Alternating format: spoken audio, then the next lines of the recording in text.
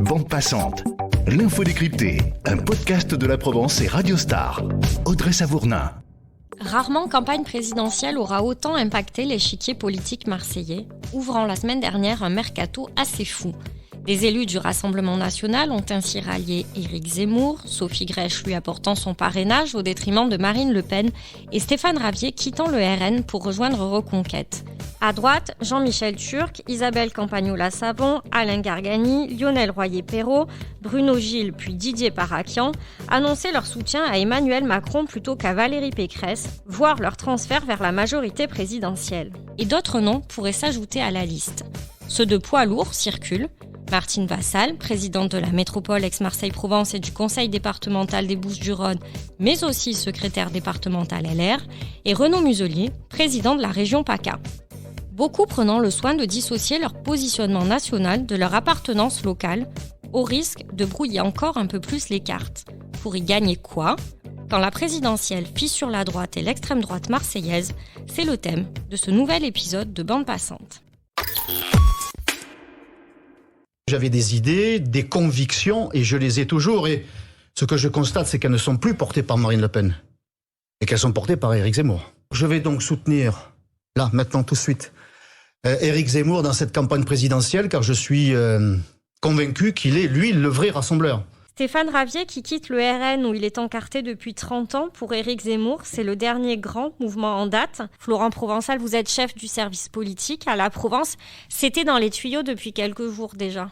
C'était même dans les tuyaux depuis quelques mois. Il faut se souvenir que lors de la rentrée de Marine Le Pen à Fréjus, fin août, Stéphane Ravier avait choisi de célébrer le mariage de Marion Maréchal Le Pen, qui était à l'autre bout de la France, plutôt que d'aller à ce lancement de campagne présidentielle de Marine Le Pen. Plus récemment, il y a eu à nouveau de forts remous quand Sophie Grech, qui est une élue proche de Stéphane Ravier, a accordé son parrainage à Éric Zemmour plutôt qu'à Marine Le Pen. Oui, tout à fait, c'était la semaine dernière. Déjà en novembre, Stéphane Ravier avait été le seul élu RN à accueillir Éric Zemmour lors de ce fameux passage à Marseille, chahuté. Là, Sophie Grech accorde son parrainage. Dans la foulée, le RN se réunit, exclut Sophie Grech et demande à Stéphane Ravier de la sortir du groupe Marseille d'abord au conseil municipal. Stéphane Ravier ne réagit pas. Le délégué départemental Franck Alizio, conseiller de Marine Le Pen, décide avec 3 autres conseillers municipaux de quitter ce groupe en attendant une réaction de Stéphane Ravier. Stéphane Ravier ne réagit pas, organise, vous avez vu dans les colonnes de la Provence, une grande manifestation dans son fief, dans les quartiers nord de Marseille, pour expliquer sa position auprès des militants, mais ne dit pas encore s'il quitte Marine Le Pen ou non. J'ai donné mon parrainage. Ils ne peuvent pas m'accuser de trahison. Donc la réalité maintenant, c'est de savoir qui Marine Le Pen choisit entre M. Alizio et moi. C'est la seule question. Donc le choix a été fait. Le choix, c'est celui du bureaucrate parisien qui a dynamité le travail de 30 ans par les militants marseillais.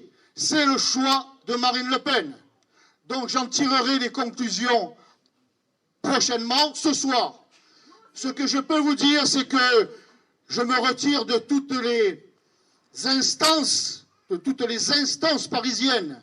Il quitte les instances nationales du parti, en revanche. Il quitte les instances nationales du parti, où il n'était pas très bien représenté. Il avait été exclu du comité exécutif déjà cet été. Et puis dimanche, dans une radio nationale, il annonce son ralliement à Éric Zemmour, et dans la foulée, va au siège de Reconquête, abondamment commenté par des vidéos internes du parti d'Éric Zemmour. En revanche, il maintient son parrainage à Marine Le Pen. Oui, c'est pour solde de tout compte. C'était, comme vous disiez, c'était quand même un fidèle. Depuis 1991, il avait pris sa part avec Toen. C'était un vrai lepéniste, mais plus Jean-Marie que Marine, on l'a bien compris. Donc quand même, pour pas être traité de traître, justement, il a décidé de faire un dernier geste et d'accorder son parrainage à Marine Le Pen. C'est pas sans rappeler un épisode Maigret, où il Il y avait eu déjà... Tout à fait, et il faut se souvenir qu'à l'époque, Stéphane Ravier avait soutenu mordicus Jean-Marie Le Pen et avait traité plus que de traîtres tous les nombreux maigretistes, notamment régionaux. On s'en souvient puisque Bruno Maigret était implanté à Vitrolles. À droite, les lignes bougent également, avec 5 élus qui soutiennent Emmanuel Macron et se rapprochent de la majorité présidentielle, mais promettent de rester fidèles au conseil municipal, au groupe Une Volonté pour Marseille, avec lequel ils ont été élus.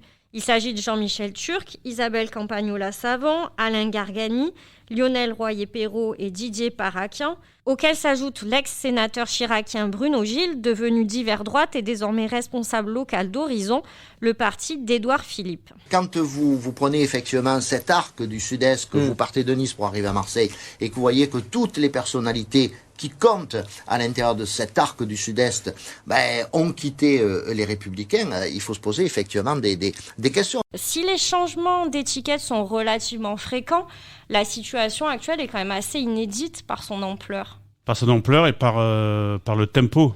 En une semaine, on voit bien qu'autour du meeting de Valérie Pécresse, qui a eu lieu dimanche à Paris, la Macronie avait décidé d'augmenter la fréquence des ralliements, justement au niveau national et notamment au niveau local. Emmanuel Macron avait marqué les esprits avec son plan Marseille en grand en août. Ses conseillers ont appris à connaître les élus locaux. Et je pense que la séduction a commencé à ce moment-là. Et là, le tempo est clairement établi. C'est peut-être pas fini. Il y a une vraie stratégie macroniste en marche. Il y a des relais locaux puissants ici, de société civile et d'élus. Et il y a des conseillers, justement, qui ont travaillé sur ce plan Grand Marseille, donc qui quand même a été anticipé depuis très longtemps. Il y a des Marseillais proches d'Emmanuel Macron, au sein des cabinets ministériels, des conseillers spéciaux d'Emmanuel Macron directement, des amis aussi d'Emmanuel Macron qui ont élaboré cette stratégie sur le long terme. Coup de tonnerre en politique. Lionel Royer-Perrot, figure de la droite marseillaise, annonce qu'il quitte son parti, Les Républicains. Je quitte LR parce que je ne m'y retrouve plus, parce que je ne crois plus en cette campagne. J'apporte mon parrainage à Emmanuel Macron parce que j'ai appris à le découvrir, notamment dans le cadre de Marseille en grand. Est-ce que ces revirements sont plus liés à un positionnement idéologique ou à des calculs aussi J'allais dire que cette fameuse phrase de macroniste, en même temps, c'est effectivement idéologique. Hein. On sait très bien que déjà Renaud Muselier avait fait un accord avec le REM régional. Il est un favori adversaire d'Éric Ciotti, qui a quand même fini deuxième de la primaire LR, avec des idées plus proches d'Éric Zemmour que du centre droit. Et ici, dans la région, on a bien vu avec Christian Estrosi, puis Hubert Facot, Renaud Muselier a quitté les LR, peut-être qu'il se ralliera Emmanuel Macron à la fin du mois, enfin c'est fort probable.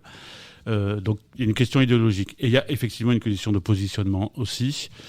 Certaines désignations aux législatives des LR qui l'ont déjà fait il y a plus d'une semaine ont choqué certains élus, notamment dans le 9-10 et dans le 11-12. 11-12 Didier Parakian, 9-10 Lionel Royer-Perrot. Donc effectivement, il y a aussi forcément, c'est de la politique. Là, j'ai cité deux personnes qui connaissent la politique. Effectivement, il y a des visées pour la suite aussi. Est-ce qu'on doit s'attendre à une reconfiguration des groupes au sein du conseil municipal ?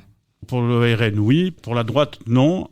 Martine Vassal, un temps aussi pressenti chez les macronistes, ne devrait pas franchir le Rubicon. Elle est très proche. Il faut se souvenir que c'était le premier soutien de Valérie Pécresse, notamment quand Valérie Pécresse avait quitté les LR il y a quelques années. Donc elle va rester, sans doute, chez les LR. Donc elle a tout de suite réagi en disant... en France, c'est quelque chose. À Marseille, restons unis. Elle avait déjà une majorité hétéroclite au sein de la métropole et au sein de son département aussi, avec des maires de divers horizons. Donc tout le monde reste dans le groupe vassaliste, entre guillemets, au conseil municipal et au conseil métropolitain. Oui, c'est là où c'est très flou quand même, parce qu'il y a un positionnement macroniste au niveau de la présidentielle, mais pas de groupe En Marche ou Horizon qui se dessine. Alors, il n'y a pas de groupe En Marche parce que il y a très peu de gens En Marche. Hein. Là, c'est des gens qui rejoignent la majorité présidentielle. Des vrais LREM, il y en avait un avant la présidente, c'était un Stéphane Marie qui était passé du PS à En Marche. Et là, il y a seulement Jean-Michel Turc qui était sans parti, qui est donc élu sur la liste Vassal, qui lui fait le grand pas et rejoint directement LREM. On peut imaginer quand même quelques tensions, ça vient fragiliser ce groupe. On a vu Valérie Boyer notamment être très dure envers... Ceux qui soutiennent Emmanuel Macron. Ce groupe a connu beaucoup d'aléas depuis l'élection de Michel Rubirola et donc de la défaite de Martine Vassal. Souvenez-vous, c'était Guy Tessier qui s'était présenté face à Michel Rubirola pour l'élection maire. Lionel Royer-Perrault, un temps, avait dit je candidate aussi. Donc il y avait 2 fractures, etc. Mais ça a souvent existé au sein de la droite et nationale et marseillaise. Il faudra attendre les résultats de l'élection présidentielle pour voir si la fracture peut être définitive ou non. Vous disiez d'autres noms peuvent s'ajouter à la liste. Oui, a été évoqué le nom du maire des 11-12, Sylvain Souvestre, qui devrait sans doute ces prochains jours aussi appeler à voter Emmanuel Macron. Les autres noms tant attendus, c'est ce que je vous disais, c'est Renaud Muselier, président du conseil régional, qui a déjà quitté les LR avec fracas avant la fin de l'année, enfin fin 2021. Rien ne se passera avant sa prochaine plénière qui est fin février, mais il devrait faire une annonce fin février, début mars.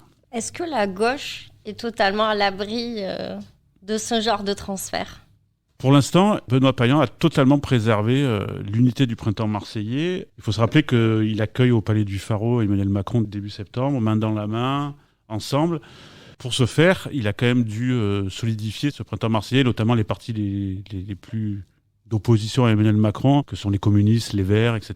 Donc pour l'instant, l'unité de la gauche est totalement préservée. Il y a quelques élus qui ont bougé, mais en début de mandat. Mais pour l'instant, c'est plutôt même le contraire. Il pourrait y avoir quelques surprises et quelques élus non encartés qui rejoignent le printemps marseillais, notamment dans les quartiers nord. Des noms? Non. Bande passante, l'info décryptée. Cela dit, pour Julie-Marie Lecomte, journaliste politique à France Info, LREM cherche encore à recruter à gauche au niveau national. La République En Marche attend des soutiens qui viennent de la gauche, ne serait-ce que par besoin de rééquilibrer le navire, si je peux m'exprimer ainsi, parce que effectivement là, dans les jours qui viennent de s'écouler, on a assisté uniquement à l'arrivée de figures de la droite.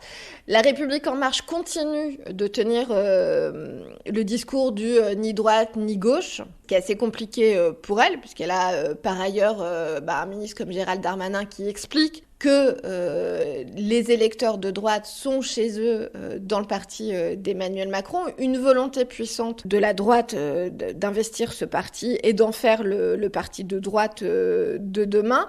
Mais en tout cas, pour l'instant, il y a la volonté, il y a des tentatives d'afficher le soutien de figures de gauche. On parle d'un François Rebsamen, d'un Claude Barthelone, mais alors ceci dit, ce sont des gens qui sont éloignés du Parti socialiste depuis bien longtemps. C'est si important de débaucher des élus ? Emmanuel Macron n'a pas besoin, comme c'était le cas en 2017, de soutien. Là, en réalité, même si ça peut sembler peu glorieux, l'arrivée successive et le séquençage et la mise en scène de soutien à Emmanuel Macron permet en réalité de rythmer l'attente en attendant la déclaration de candidature et de faire monter un désir, en tout cas c'est comme ça qu'on le formule au QG de campagne du président de la République, futur candidat, de faire monter un désir pour sa candidature. Là où la République En Marche va avoir besoin des élus locaux et des écosystèmes locaux, c'est sur les législatives. Parce que à la République En Marche aujourd'hui, il y a un doute sur la capacité d'Emmanuel Macron, après une présidentielle, qui tentait qu'elle soit victorieuse, à réussir à constituer une majorité à l'Assemblée. Donc il y a la nécessité de travailler dès maintenant le terrain local. Ce n'est donc pas propre à Marseille. Non, c'est pas spécifique à Marseille, dans la mesure où on a vu des élus locaux de bien d'autres régions rejoindre pour les uns Éric Zemmour ou soutenir ou annoncer leur soutien à Emmanuel Macron. Moi, j'ai l'impression que cette bataille des ralliements, c'est vraiment l'une des particularités de la campagne présidentielle. Et c'est une bataille où s'esquisse finalement le ou les croquis de ce que pourrait être le paysage politique en 2027. En fait, ce qui est spécifique, c'est le contexte politique, avec un président de la République qui ne pourra plus se représenter s'il fait un nouveau mandat, et puis 2 candidats, Jean-Luc Mélenchon et Marine Le Pen, qui en sont très probablement à leur dernière campagne. Donc à partir de là, nécessairement, les forces se mettent à travailler, avec notamment une droite républicaine qui s'interroge sur ce que sera l'espace où elle pourra se régénérer. Donc soit un espace entre l'extrême droite et disons, ce qui aujourd'hui constitue le bloc majoritaire autour de La République En Marche et de ses alliés, soit au cœur même de La République En Marche. Et du coup, ça distingue les deux types de choix. Rester fidèle à Valérie Pécresse, ce que font un Éric Ciotti ou un Xavier Bertrand, ou bien soutenir, voire rejoindre Emmanuel Macron avec cette idée que c'est là que les électeurs de droite sont chez eux. Ça, c'est déjà ce que dit Renaud Muselier dans sa tribune publiée le 14 février dans l'Opinion. L'heure est donc aux choix et aux arbitrages. Les négociations, les discussions, elles ont en réalité déjà commencé, avec d'ailleurs de vraies interrogations, par exemple sur ce qui est en train de négocier ou pas un Renaud Muselier. Est-ce que La République En Marche va lui donner ou non la main sur les investitures pour les législatives? Quel pourra être son poids pour choisir qui seront les candidats, les futurs députés? Quel sera leur rôle? Et aujourd'hui, il est vrai que même autour du siège de La République En Marche, même autour du président de la République, il est compliqué de savoir ce qui est en train de se négocier. Ça peut être un ministère aussi ? Ça peut être un ministère qui se négocie. Mais ça, c'est la contrepartie. Ces ralliements ne risquent-ils pas de décourager les électeurs ? C'est la grande question. Alors, il y a la question de savoir si derrière un élu, il y a des électeurs. Est-ce que quand un élu annonce son ralliement, il emporte avec lui des électeurs et donc fait perdre à l'un des points et gagner à l'autre? Alors les grands sondeurs pensent globalement que pas vraiment, même si les ralliements ou les lâchages créent de la dynamique autour d'une candidature, parce qu'on parle de supplice chinois pour les uns, pour les autres, il y a de l'exposition médiatique, une montée du désir en ce qui concerne la candidature toujours pas officielle d'Emmanuel Macron, c'est en tout cas comme ça qu'on le formule autour de lui. Mais oui, vous avez raison, il y a un risque, c'est de conforter, voire de renforcer tous ceux qui s'éloignent de la politique parce qu'ils ont en horreur tout ce qui ressemble à de la tambouille politique, et tout ça, ça favorise l'abstention. C'est la fin de ce Bande Passante. Merci à nos interlocuteurs pour leur éclairage. Merci à vous de nous avoir écoutés. Et à bientôt pour un nouvel épisode sur laprovence.com, Apple Podcasts, Deezer ou encore Spotify.